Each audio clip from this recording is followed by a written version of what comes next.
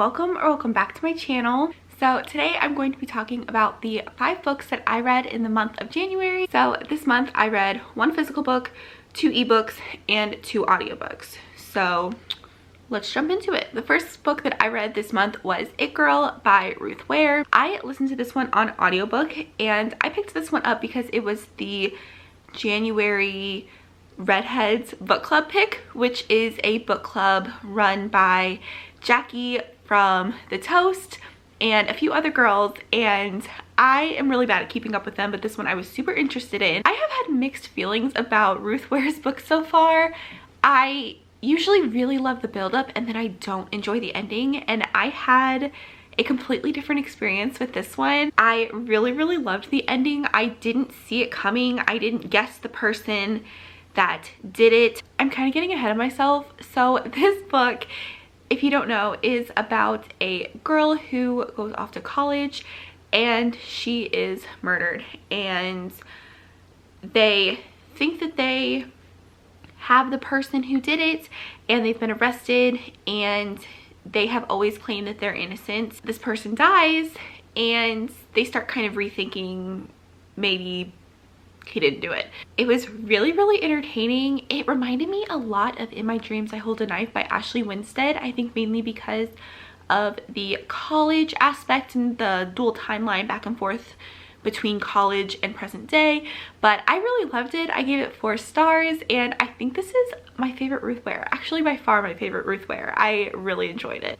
The next audio that I listened to was Kingdom of the Feared by Carrie Maniscalco, and I read this for Sahar over at Basically Bookish Reads, her book club called the Fan Row Book Club. I'll leave a link to her channel if you're interested in reading along. I did not enjoy this one so much. I ended up giving it 1 star, which was really sad. I had given the first one I think 3.5, and the second one 4, and I had just expected so much from this one, and it just felt really flat. I feel like there were a lot of storylines that weren't really closed off. We had a lot of open ends still, and I know that there are some spin-off series in the works, but in my opinion this just didn't feel like a solid end to a series.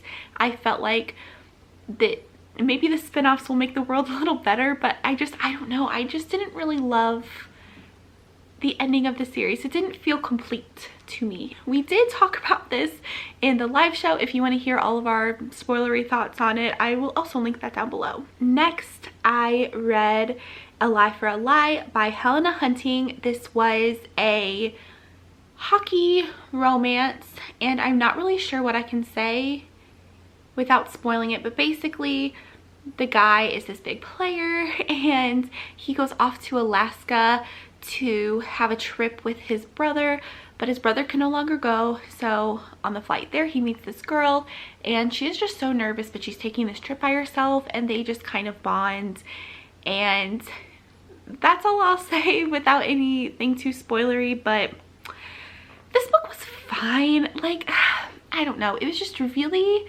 a little boring, and I didn't really care for either of the characters. Like, I don't really know why I kept reading it, to be honest. I ended up giving it 2 stars.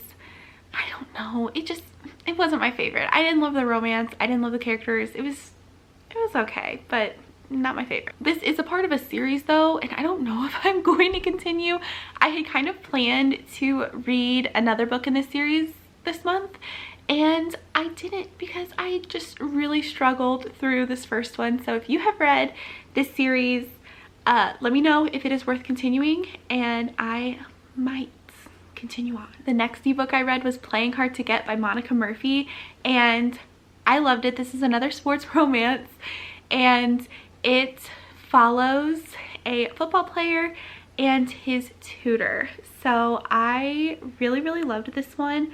I thought that the characters were wonderful. I loved the banter. I loved the story. It was a little on the long side, which is why I gave it 4 stars. I didn't think it needed to be as long as it did, and there were definitely some cringy parts, but I ended up overall really liking it. It was really sweet, and there are many Taylor Swift references. For any Taylor Swift fans, the dedication is a line from August, and she has a tattoo. She has 2 tattoos with Taylor Swift lyrics. So lots of Taylor talk, which I always appreciate. I love a good Taylor Swift reference. This is also a part of a series. I don't think the second book is out yet. I'm really excited because we follow two people that we saw in this book, and I am excited about that. And then finally, I read Addicted for Now by Kristen Becker Ritchie, and this is the third book in the Addicted series. I have a vlog coming out with all of my spoilery thoughts, but for now, I will just say that this was a perfect book. It was so perfect. This series, I love it so much. I honestly did not expect to love the characters and love the story as much as I have. It has made me so emotional. It has just taken up so much space in my brain, and I love it so much. It's so good. This book, we're still following Lily and Lo, so next up I will be reading Kiss the Sky, which is Rose and Connor's book, and so I am really sad to temporarily be done with Lily and Lo's story, but I know that I'm going to love the others.